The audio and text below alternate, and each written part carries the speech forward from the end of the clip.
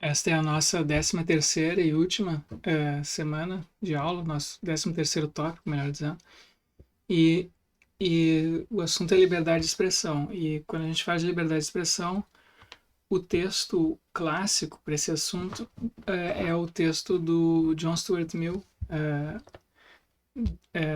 que eu deixei para vocês no Moodle, ok? Mas antes eu queria dizer algumas coisas sobre o assunto, porque tem havido uma espécie de politização dos debates a respeito da liberdade de expressão nos últimos anos, e isso prejudica bastante a discussão filosófica, a avaliação filosófica dos argumentos, porque quando as pessoas associam uma determinada ideia ou tese a uma corrente política, de esquerda, de direita, disso e daquilo, então elas tendem a aderir ou a rejeitar essa tese em função de outras, por analogia a afinidades que elas têm com determinadas posições políticas. Então isso prejudica bastante a discussão, digamos, a avaliação dos argumentos. Então é como se as pessoas aderissem a uma tese em função do grupo ao qual elas pertencem, ter, digamos assim, majoritariamente aderido àquela tese, né?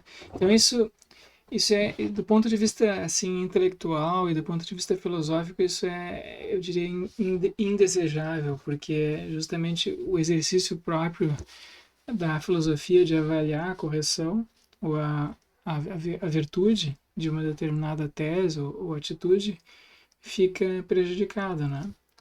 Então, vamos tentar evitar isso aqui, mas é importante vocês saberem isso, né? Que tem essas discussões acontecendo. Eu vou voltar a isso no segundo vídeo. Então, primeiro, nesse primeiro vídeo eu vou só falar dos argumentos do John Stuart Mill, e no segundo, sobre os debates contemporâneos que têm havido sobre a liberdade de expressão. Então, em primeiro lugar, tem algo que a gente tem que levar em consideração, que é o fenômeno da conformidade social, né? A gente tende a adotar as opiniões dos grupos que a gente acha que o grupo ao qual a gente pertence adota. Então, se a gente se a gente tá num estádio de futebol, por exemplo, e todo mundo começa a se comportar de uma determinada maneira, então aquele comportamento naquele ambiente passa a ser normal e a gente se sente mais ou menos constrangido, inclusive, a adotar o mesmo comportamento, né? O comportamento assim de manada.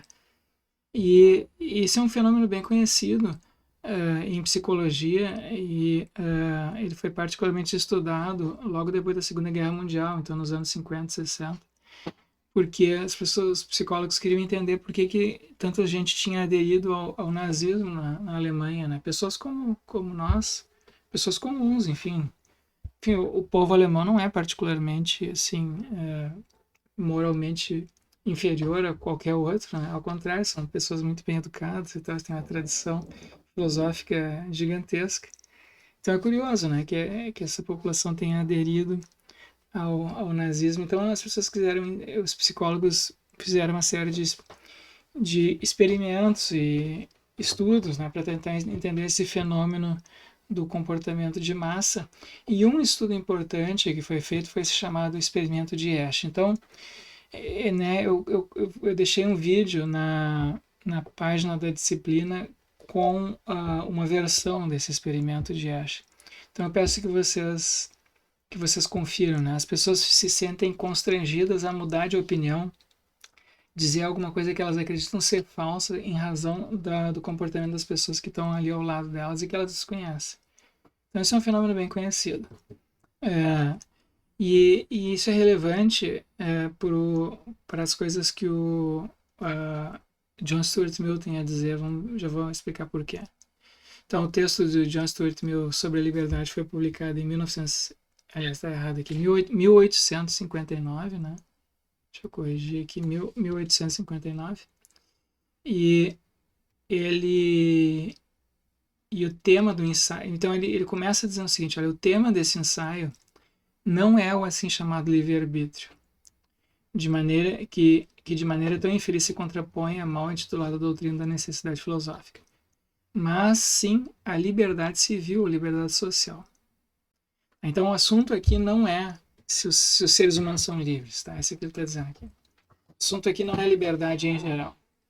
Ele está falando, né, se existe determinismo na natureza, se as pessoas são livres, em que medida são isso. Não é esse o assunto, né? Então, o assunto aqui é o que ele chama aqui de liberdade civil, liberdade social, a natureza e os limites do poder que pode ser legitimamente exercido pela sociedade sobre o indivíduo. Então ele está falando aqui de uma questão de filosofia política, sobre as relações da sociedade, os limites, né, do poder assim estatal e do poder da sociedade como um todo, não apenas do poder estatal, mas da sociedade como um todo sobre os indivíduos. E ele começa, então, relembrando a doutrina clássica do liberalismo. Então, o John Stuart Mill é um filósofo liberal, né, da segunda geração, e ele também é um filósofo importante aqui para nós, é um filósofo utilitarista. Então, ele tem uma ética de tipo consequencialista, utilitarista. Então, então tem esse contexto, a gente precisa entender assim, o contexto em que ele está inserido, né, e a concepção filosófica, a visão de mundo, digamos assim, filosófica mais geral dele. Mas ele começa lembrando assim de diversas lutas assim políticas que aconteceram na Inglaterra, na Europa em geral, nesse período, né, nos Estados Unidos também, com no sentido de limitar o poder estatal. Então então a gente tem que entender o seguinte, né? Então a Europa saiu de regimes assim aristocráticos, em que o poder estatal estava concentrado na mão de um grupo da aristocracia, e esse poder que era passado de uma geração a outra de maneira hereditária foi contestado. E inicialmente foi contestado pelos artesãos, pelos comerciantes, enfim, pela chamada burguesia. Então, porque os burgueses então não eram aristocratas, né? E eles então conquistaram direitos e liberdades individuais, certas garantias que eles, né, deveriam ver respeitados pelo poder dos limites, então que foram impostos ao poder indiscriminado dos aristocratas. Então, esse foi um primeiro movimento assim uma primeira onda de reivindicações liberais. Mas houve uma segunda onda que foi o período constitucionalista. Então, diversas revoluções aconteceram. A Revolução na Inglaterra, na França, depois nos Estados Unidos.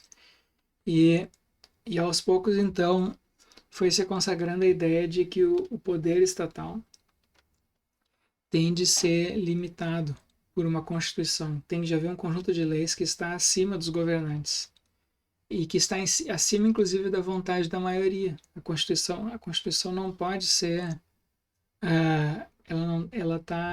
ela regula, inclusive, ela é superior, ela se impõe, inclusive, à vontade da maioria. Então, por exemplo, a gente não pode aqui fazer um plebiscito e decidir que nós vamos implementar a pena de morte, porque a Constituição proíbe, né? Então, a gente teria que primeiro mudar a Constituição, entendeu? Então, tem esses regulamentos, essa maneira de constranger o exercício do poder por um conjunto de leis, por uma Constituição. E, em terceiro lugar, o John Stuart Mill fala de, bom, além disso, para evitar que o governo seja exercido apenas por um grupo pequeno de pessoas, e que para que o governo se ponha de acordo com a vontade da maioria da população, do povo, se instituíram então eleições. E então a gente tem esses três conjuntos assim de mudanças que foram sendo introduzidas nos regimes políticos, sobretudo europeus, mas também aconteceu nos Estados Unidos, né? E depois se espalhou pelo mundo afora. Para nós hoje isso é corriqueiro, né? As principais democracia, a maioria dos países hoje adota regimes políticos parecidos com esse, e nós aqui no Brasil adotamos regimes que são derivados dessa tradição também. Então, a nossa Constituição Federal, por exemplo, consagra direitos e garantias individuais, nós temos uma Constituição, nós temos eleições.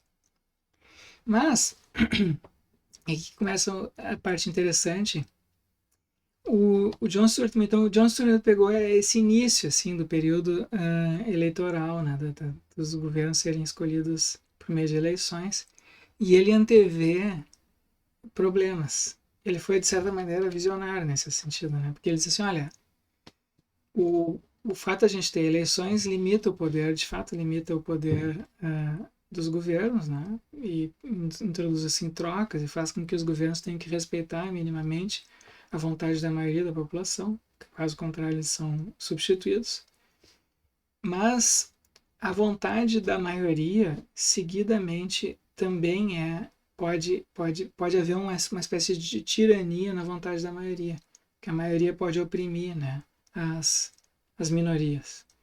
Então, um regime tem de haver mecanismos, não apenas eleitorais, mas tem de haver mecanismos que impeçam a chamada tirania da maioria. Então, vamos ver o que ele diz aqui. A vontade do povo está na página 57 do PDF que eu deixei no Moodle. A vontade do povo, além disso, quer dizer na prática a vontade da mais numerosa ou mais ativa parte do povo. A maioria, ou aqueles que conseguem se fazer aceitos como a maioria, o povo, consequentemente, pode desejar oprimir uma parte de si mesmo. E contra isso são necessárias muitas precauções, assim como qualquer outro abuso de poder. Então, houve no passado abusos de poder por parte assim do Estado, dos governantes. E aí essa tradição liberal a qual o John Stuart Mill se filia e faz parte, né, ela criou mecanismos para restringir, reduzir o poder, o abuso do poder por parte dos governantes. Então, direitos e garantias individuais e imunidades, ele usa a palavra imunidades às vezes, as constituições e as eleições. Mas agora a gente tem um outro problema, que é o problema da maioria oprimindo a minoria. Então, então ele diz que isso é um problema novo, né, que surge quando a gente tem esse regime, digamos assim, de escolha de governantes por meio de eleições. É o que ele chama de tirania da maioria.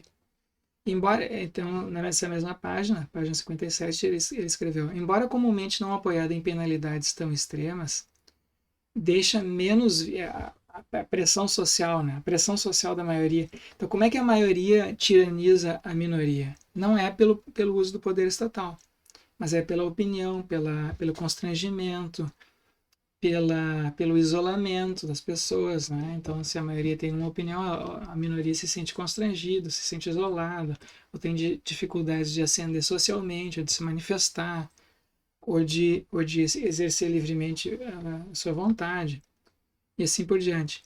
Então, ele diz esse tipo de pressão social às vezes é mais perniciosa e mais eficaz do que a mera penalidade, que a prisão, a multa, né? Então ele escreveu, embora comumente não apoiada em penalidades tão extremas, como por exemplo a prisão, deixa menos vias de escape, penetrando muito mais profundamente nos meandros da vida, escravizando a própria alma, né? Portanto, a proteção contra a tirania do magistrado são as pessoas que são eleitas, né, para cargos, então podem ser juízes, podem ser legisladores, podem ser presidentes, primeiros-ministros, enfim, governantes.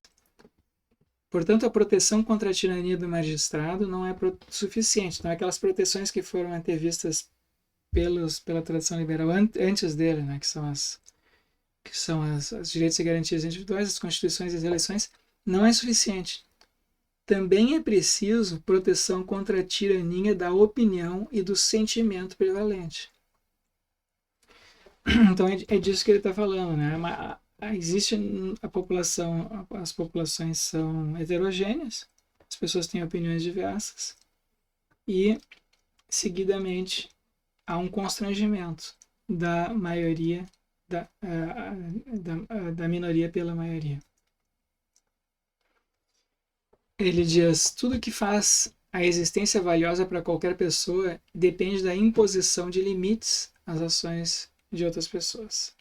Então, todas aquelas coisas que nós achamos valiosas,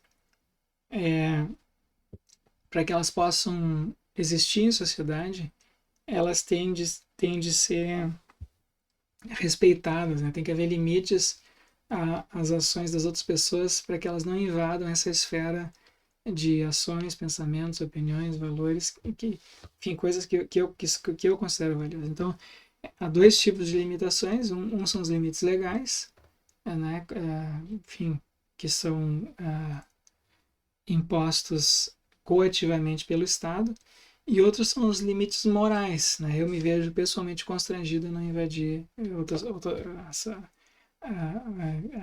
a respeitar, vejo moralmente constrangido a respeitar outras pessoas, porque isso é o que é mais ético a se fazer, ou algo assim. Né?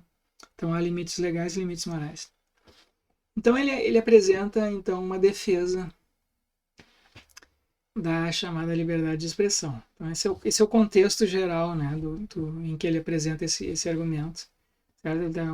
O contexto é a filosofia liberal dele, e também o contexto de uma filosofia utilitarista.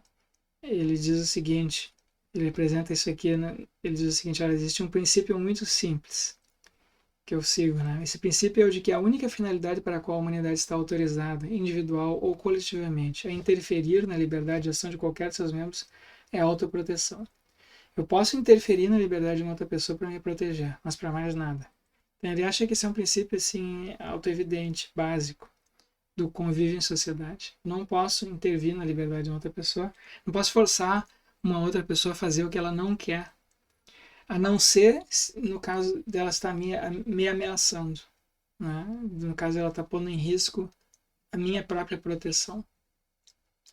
Então, se a pessoa não está me ameaçando ou pondo em risco a minha vida, ou aquilo que é valioso para mim, aquilo que garante assim a minha subsistência e o que eu considero valioso, então eu não tenho direito de intervir na vontade, nas ações, pensamentos das outras pessoas.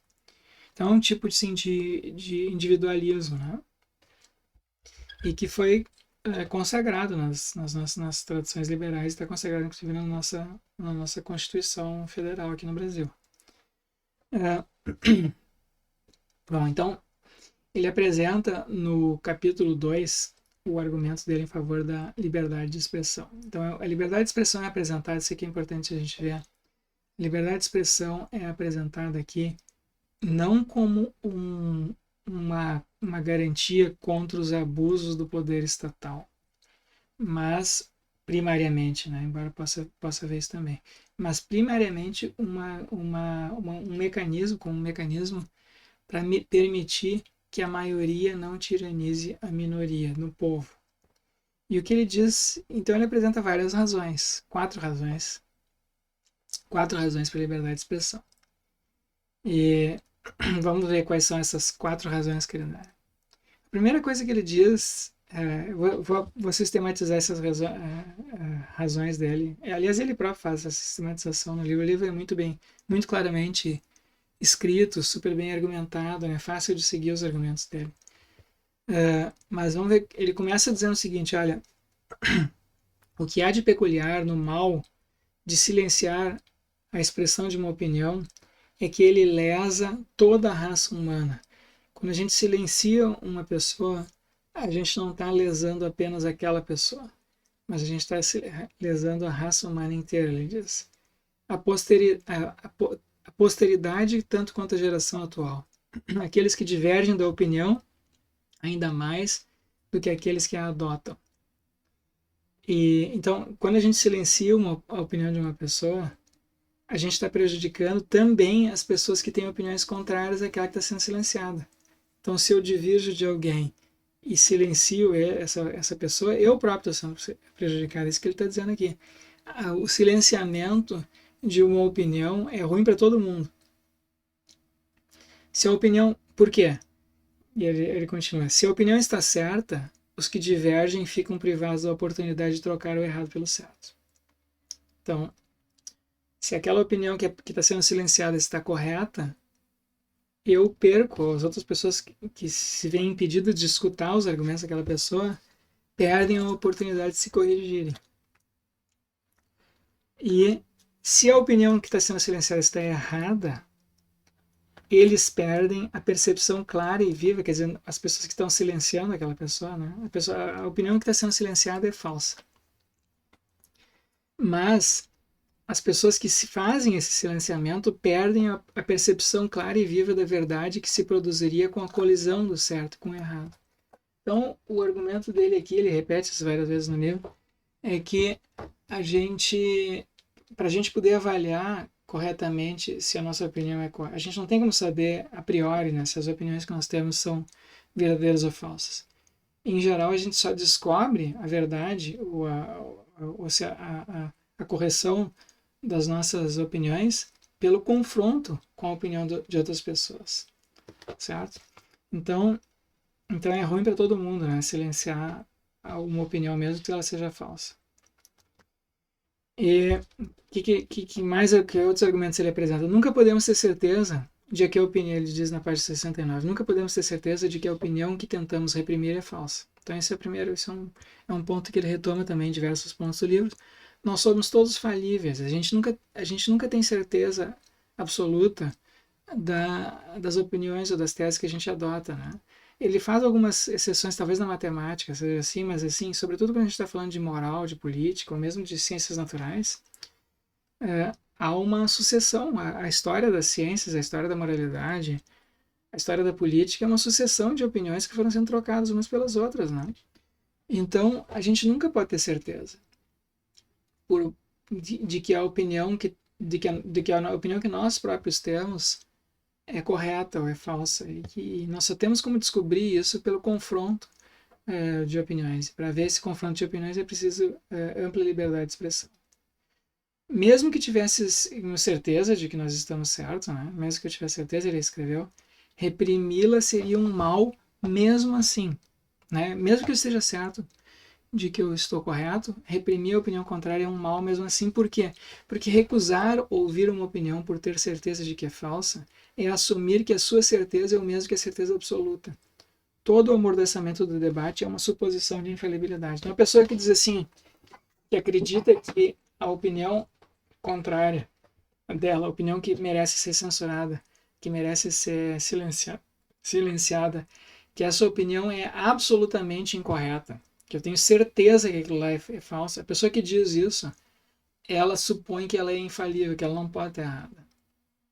E o Stuart Mill diz assim, bom, isso não tem como ser feito, né? Nenhum ser humano pode se colocar nessa condição. Todos nós erramos e a gente se erra também, a gente comete erros também sobre aquilo que a gente julga ser absolutamente certo. Então, para descobrir o quão bem fundamentada uma opinião é, a gente tem de submeter ela ao exame. E a única maneira de fazer isso é permitindo que as opiniões que nós consideramos falsas ou absolutamente falsas, que elas sejam apresentadas pelas pessoas que acreditam nela e que as razões, então, se confrontem. Ele diz, tende a haver o debate para demonstrar como a experiência deve ser interpretada. Então, mesmo que não há, mesmo quando as pessoas quando estão argumentando, o que ele quer dizer nessa passagem? As pessoas quando estão argumentando, às vezes elas dizem, isso é evidente, isso é um fato, né? É evidente que é assim, é um fato que é assim. Mas do ponto de vista do conhecimento das verdades, não existem fatos brutos que podem ser que nós podemos aos quais nós podemos apelar como fundamento absoluto, né, para uma determinada crença, porque qualquer fato precisa ser interpretado e ele precisa ser submetido, então essas interpretações precisam ser submetidas ao exame racional, argumentos favoráveis e contrários. E quando a gente analisa assim a história das opiniões das pessoas, a gente vê que existe uma evolução na interpretação dos fenômenos, tanto dos fenômenos da natureza quanto dos fenômenos morais, políticos e religiosos. O hábito constante de corrigir e complementar a própria opinião, cotejando-a com a dos outros, longe de trazer dúvidas ou hesitações para quem o pratica, é o único fundamento estável para uma justificável confiança. Então, a única maneira, a pessoa que acredita ter a opinião correta, como nós todos acreditamos termos opiniões corretas, senão a gente não teria as opiniões que nós temos, né? Então a gente adota as opiniões que nós julgamos serem as mais corretas, as mais adequadas, mas única maneira da gente ter segurança nisso, né, e confiar nas próprias opiniões, é submetendo ao contraditório. Quando a gente tem uma opinião que a gente julga correta, mas não submete ela à análise, ao contraditório, né? Não permite que razões contrárias à nossa se apresentem e que um debate, então, sobre qual das opiniões é a mais adequada, a mais correta, floresça. Se a gente não faz isso, nós não temos como ter assim confiança alguma nas opiniões que nós temos, a não ser a confiança subjetiva. Objetivamente a gente não tem como avaliar, porque nós somos todos, para usar o vocabulário moderno, que não é o vocabulário de John Stuart Mill, nós somos todos enviesados, né? Nós temos assim vieses cognitivos. Então, a superação desses vieses cognitivos na avaliação das nossas opiniões e na opinião dos outros só tem como ser feita distribuindo coletivamente a tarefa de avaliação, quer dizer, deixando que cada um apresente as suas razões para as opiniões que tem e os diversos assim vieses, né, se confrontem e se anulem uns aos outros. Isso pode não acontecer, evidentemente, mas certamente não vai acontecer se não houvesse confronto. Que mais que ele diz? É estranho que as pessoas possam imaginar que não estejam supondo a sua infalibilidade quando admitem que deveria haver debate livre de todas as questões que possam ser duvidosas, mas acham que deveria ser proibido questionar alguns princípios ou doutrina específicos porque são certos.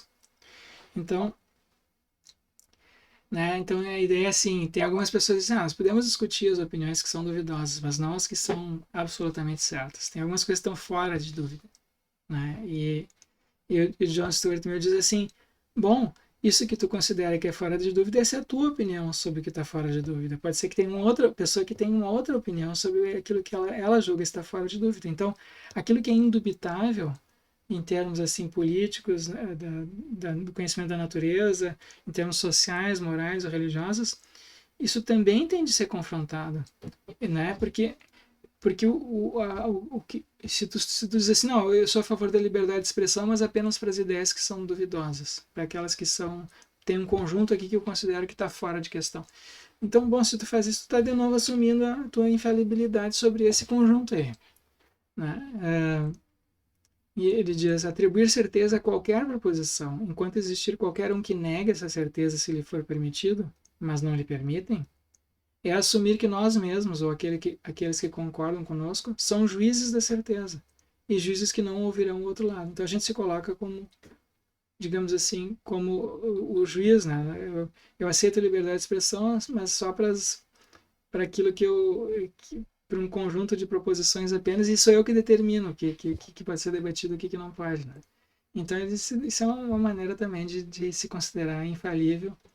E o John Stuart Mill diz, nenhum ser humano é infalível, mesmo sobre aquilo que para ele parece o mais óbvio, o mais certo. Mas, né? E a história está cheia de exemplos de casos de pessoas que julgavam absolutamente certa uma tese que depois se mostrou falsa.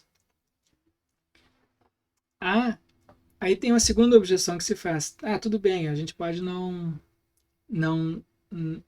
podemos aceitar, talvez a gente não tenha boas razões para aceitar assim, limites à liberdade de expressão no que diz tendo em vista a verdade ou a falsidade de tese, porque qualquer uma pode ser falsa, a gente não tem como saber, mesmo aquilo que a gente julga como absolutamente certo pode estar errado. No entanto, ele diz assim, tem algumas pessoas que argumentam do ponto de vista assim prático, né, que a gente não pode deixar algumas pessoas falarem algumas coisas porque isso é ruim, porque isso tem consequências perniciosas, ou consequências morais, ou que são escandalosas, ou alguma coisa assim. Então ele diz assim, segundo se alega, certas crenças tão úteis, para não dizer indispensáveis ao bem-estar, úteis ao bem-estar, né? Então são crenças assim que nós não podemos colocar em dúvida, porque elas são úteis ao bem-estar, à felicidade, à coesão social, enfim. Então vocês vão ver que esse tipo de argumento é utilizado hoje em dia. É úteis ao bem-estar, que é dever do governo tanto preservar essas crenças como proteger quaisquer outras que sejam do interesse da sociedade. Então tem algumas crenças que são do interesse da sociedade que sejam preservadas, e essas a gente não pode deixar que sejam criticadas, né?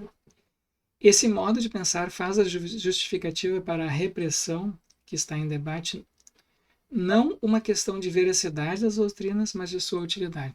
Então aqui o argumento aqui é que talvez existam algumas. Será que existem alguma? O que ele está perguntando? Será que existem algumas ideias ou teses ou proposições que merecem ser silenciadas, não porque elas são falsas ou porque elas são abomináveis ou porque elas são imorais, mas porque o seu silenciamento é útil para a sociedade, né? E aí ele diz assim, mas aqueles que se satisfazem com isso não percebem que a suposição de infalibilidade é simplesmente desviada de um ponto para o outro. A utilidade de uma opinião em si mesma é uma questão de opinião. Então quem é que vai dizer? Quem é que vai dizer o que é útil para a sociedade e o que não é útil? Também isso pode ser matéria de divergência, né? Então ele diz, em nenhum caso está justificado, né? Nem no caso da opinião verdadeira. A opinião verdadeira, quando é censurada, ela nos impede de conhecer a verdade. A opinião falsa, quando é censurada ou silenciada, ela nos impede que nós nos corrijamos e impede também que a gente reconheça os fundamentos da nossa própria crença verdadeira. E quando uma crença que ameaça, que é supostamente inútil para o bem-estar da sociedade, é silenciada, então isso é uma mera... enfim, é uma suposição novamente de infalibilidade, porque pode haver divergências a respeito do que é útil para a sociedade. Então, uma pessoa que tem uma opinião firme pode admitir a possibilidade de que essa opinião seja falsa. E com toda a má vontade com que o faz, ela deveria levar em consideração. Embora possa ser verdadeira, se não for frequentemente e destemidamente debatida, será tida como um dogma morto e não como uma verdade viva. Então, o que ele está dizendo aqui? Se eu tenho uma opinião e não admito que ela seja debatida, contrariada, então essa opinião que eu tenho vira um dogma morto. Inclusive, ele vai mais longe, ele diz assim, quando as pessoas recitam dogmas mortos e não confrontam aquilo com opiniões contrárias, elas não apenas deixam de entender por que aquilo é verdadeiro, mas aquilo deixa de ser significativo para elas, né? Elas deixam de entender o significado das palavras, o que está em questão ali. Para eu entender plenamente uma tese, uma opinião, uma ideia, eu tenho que poder confrontar ela com ideias contrárias, senão eu não entendo o significado dela. Muitas das ideias a gente só entende o alcance delas, o significado delas, confrontando elas com opiniões contrárias. É a própria significatividade daquilo em que a gente acredita que é dependente aqui da liberdade de expressão, está dizendo. No que quer que as pessoas acreditem, em se tratando de assuntos nos quais é da maior importância acreditar da maneira certa, elas deveriam ser capazes de defender essa crença pelo menos contra as objeções mais comuns. Então ele diz, né, que isso faz assim, se tu tem uma opinião e tu não é capaz de defender ela contra as objeções mais comuns, então tu não apenas não sabe por que aquilo é verdadeiro, mas também tu não entende perfeitamente, tu não sabe direito qual é o significado daquilo que tu está dizendo, né? Então, para a gente entender aquilo que a gente pensa e entender os fundamentos das nossas crenças, a gente precisa sujeitar elas ao contraditório. Então, é isso que ele está dizendo aqui. Continuando, aquele que conhece apenas o seu lado do caso sabe pouco sobre ele. Seus argumentos podem ser bons, e pode ser que ninguém tenha sido capaz de refutá-los. Mas se ele for igualmente incapaz de refutar os argumentos do lado contrário, se da mesma forma ignorar em que consistem, não terá fundamento para optar por qualquer das opiniões. Então, se tu só conhece o teu lado, se tu conhece só a tua opinião e tem boas razões para adotar uma opinião, mas tu não conhece as opiniões contrárias, então tu não tem nenhuma razão, né, para dizer que a tua opinião é melhor que a opinião contrária. É como se tu tivesse assim, um conhecimento unilateral e parcial da realidade. Então ele sistematiza essas razões que ele apresentou em 4, na página 104, ele diz o seguinte: primeiro, se qualquer opinião, então são 4 razões que ele dá para a liberdade de expressão. Primeiro, se qualquer opinião for compelida ao silêncio, essa opinião poderia, com base em algo que certamente podemos estar sabendo, ser verdadeira. Negar isso porque somos infalíveis. Então, primeira razão, nós somos falíveis. E quando a gente silencia uma opinião, a gente supõe que nós somos infalíveis, o que é falso. Né? Qualquer opinião. No passado, há muitos exemplos de opiniões que foram tidas como aberrantes, falsas, impossíveis e que depois se mostraram verdadeiras.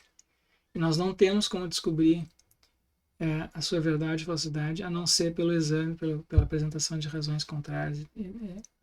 Então, quando a gente silencia uma opinião contrária, uma opinião que nós julgamos falsa ou imoral, ou abominável, ou escandalosa, ou o que for, nós estamos supondo que nós somos infalíveis e isso é falso, segundo o Stuart Mill.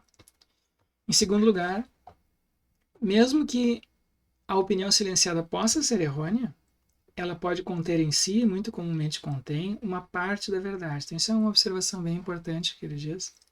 Em geral, as nossas opiniões, as nossas teses, as nossas proposições, as nossas crenças, elas não são assim 100% verdadeiras ou 100% falsas. Elas vêm misturadas, né? E em geral é difícil a gente saber o que é verdadeiro e o que é falso.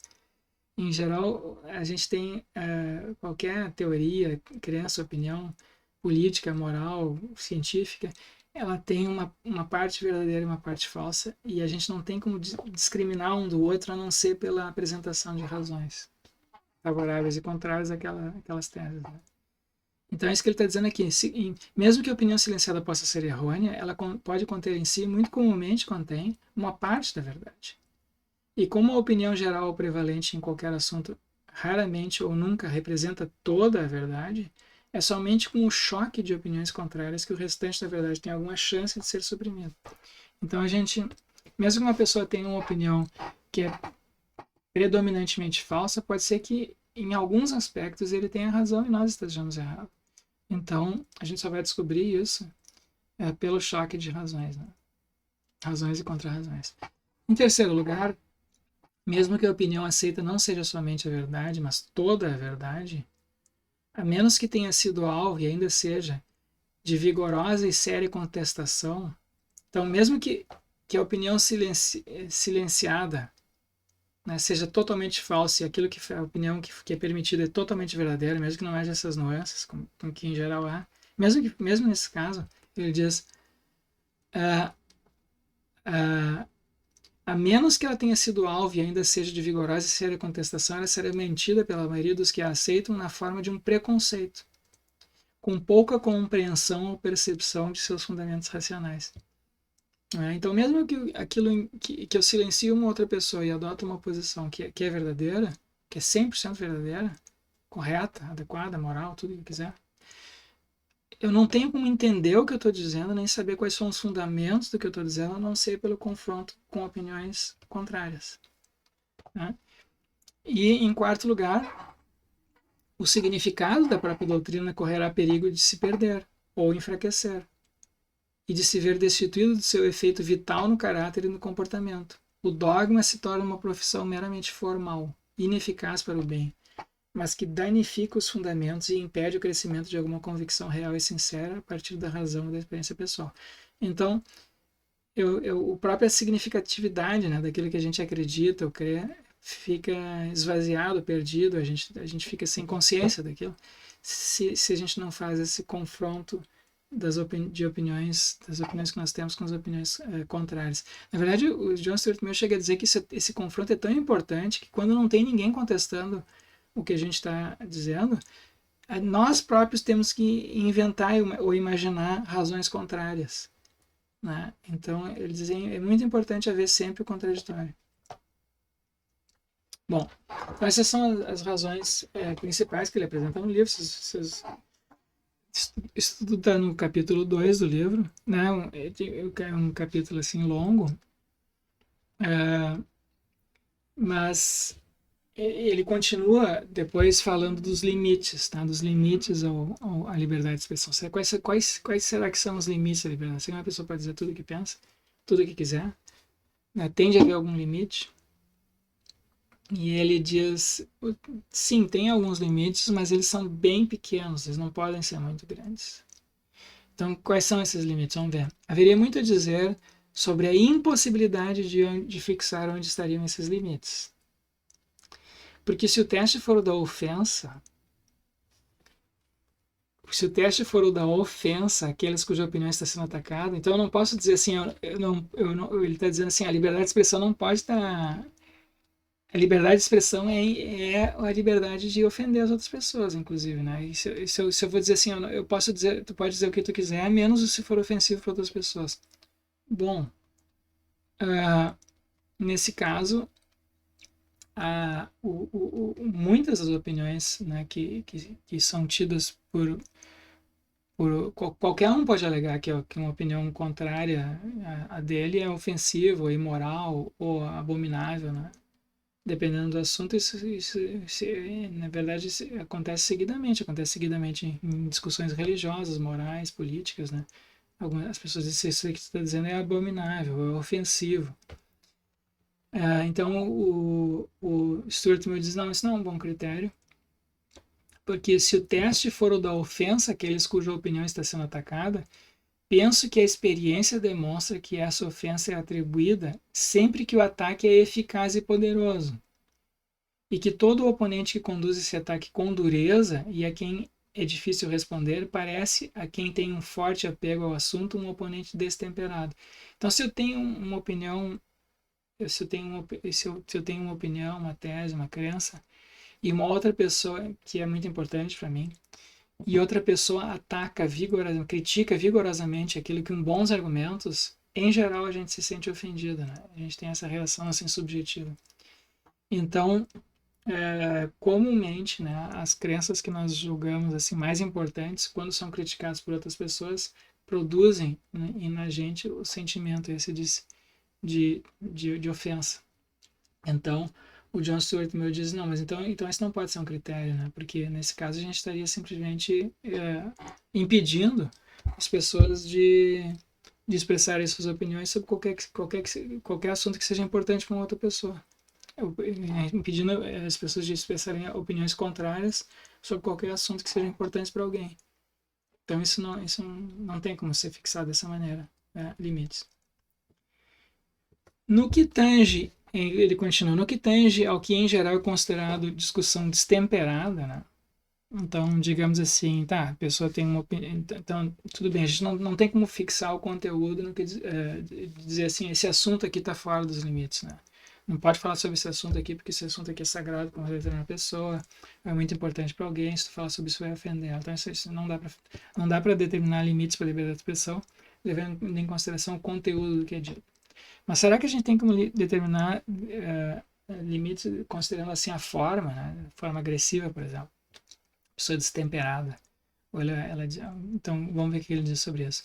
No que tange ao que em geral é considerado a discussão destemperada, a saber, a injúria, o sarcasmo, a personificação e semelhantes, né? O humor, a ridicularização, a denúncia dessas armas mereceria mais simpatia se sempre fosse proposta para interditá-las igualmente em ambos os lados.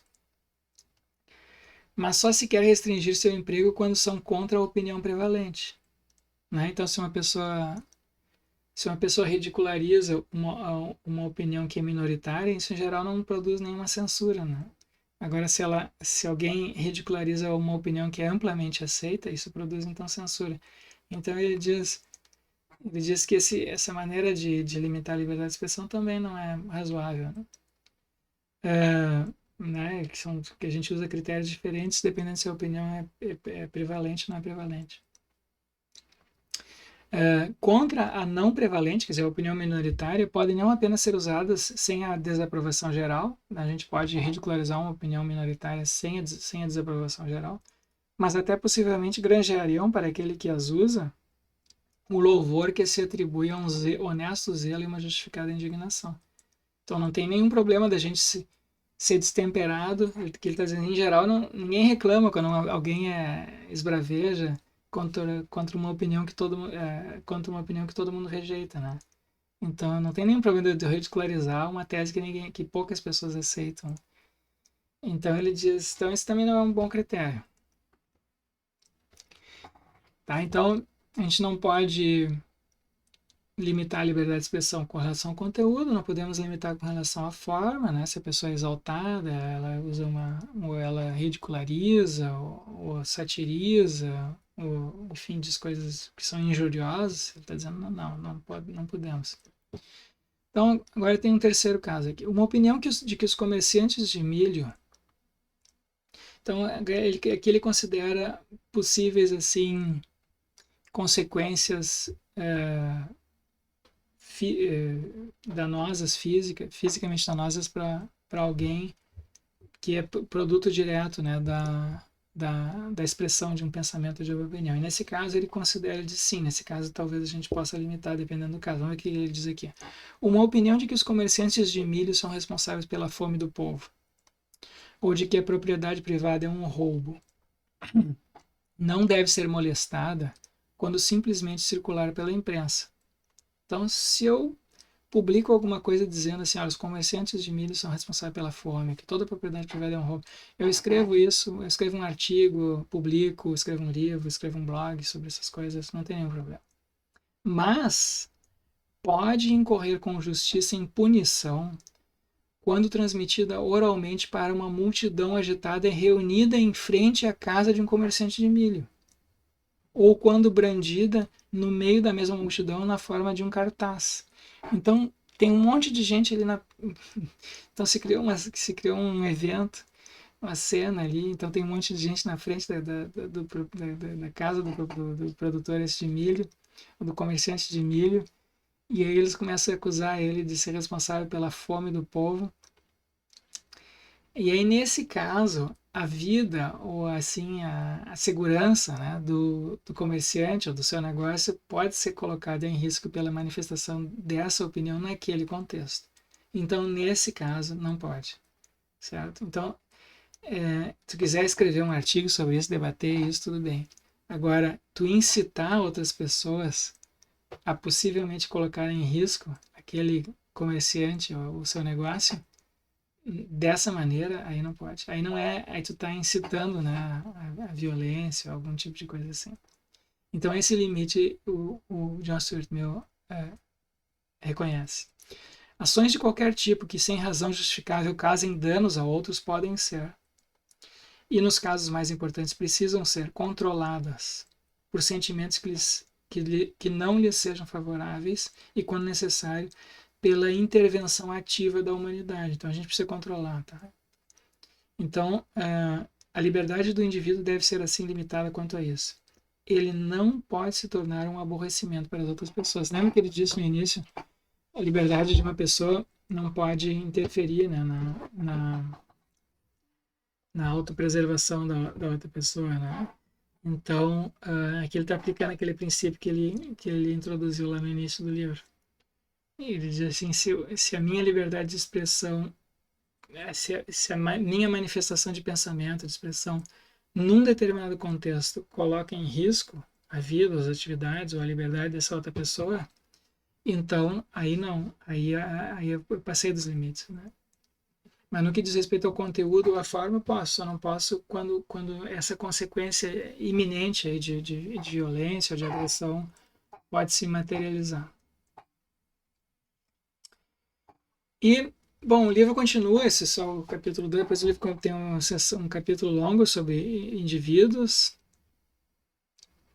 Eu só vou mencionar isso aqui porque é importante vocês verem como nossa maneira de pensar contemporânea, essa maneira de se conceber hoje em dia, ela é herdeira, né, dessas concepções liberais. Olha só, a maioria de nós pensa dessa maneira aqui, né, em algum outro aspecto, pelo menos assim, talvez não conscientemente, mas a gente se comporta dessa maneira, a gente pressupõe isso em muitas das nossas atividades, né. Olha o que ele diz aqui. Mas nenhuma única pessoa, nem qualquer grupo de pessoas está autorizado a dizer a outro ser humano de idade madura o que ele não deve fazer com a sua vida, em seu próprio interesse, aquilo que optar por fazer. Então, o que ele está dizendo é que ninguém tem direito de me dizer o que eu devo fazer com a minha vida. E a maioria de vocês, eu acho, pensa assim. A maioria de nós pensa assim hoje em dia. Então, isso é uma é uma uma herança nossa, né? Uma herança que nós temos aí do liberalismo. Ela, cada um de nós, é a pessoa mais interessada em seu próprio bem-estar. O interesse que qualquer pessoa, exceto em casos de grande ligação pessoal, possa ter em relação a ela é insignificante. Né? Então, como é que pode uma outra pessoa vir dizer o que eu devo fazer da minha vida? Não, né? Que o interesse que ela tem no meu bem-estar é insignificante em geral, ela está dizendo. A não ser que seja um familiar, um filho, parente e tal. O interesse que a sociedade tem por ela individualmente, exceto quanto à sua conduta em relação aos outros, é fracionário e totalmente indireto. Enquanto que no que diz respeito a conhecer seus próprios sentimentos e suas próprias circunstâncias, os mais comuns dos homens e das mulheres têm meios imensuravelmente maiores do que aqueles que possam ter quaisquer do que aqueles possam ter com quaisquer outras pessoas. Então, eu sei do que é melhor para mim, melhor do que outras pessoas. Isso que ele tá dizendo. O mais forte de todos os argumentos contra a interferência do público na conduta puramente pessoal. Então, tem uma esfera assim de ação, de pensamento que é pessoal minha e que as outras pessoas não, que não pertencem às outras pessoas, né? Então ele diz assim, o mais importante de todos os argumentos contra a interferência do público na conduta puramente pessoal é que quando isso acontece, a maior possibilidade é que se interfira da maneira errada no lugar errado, certo? Porque o público em geral não sabe das minhas particularidades, né? Então, se o público quiser intervir na minha esfera de ação pessoal, nos meus pensamentos, nas minhas opiniões, em geral ele vai intervir de maneira errada e no lugar errado. E ele apresenta ainda outros argumentos. Ele diz: há muita gente que considera uma ofensa qualquer comportamento que lhe desagrade e o recebem como um insulto a seus sentimentos.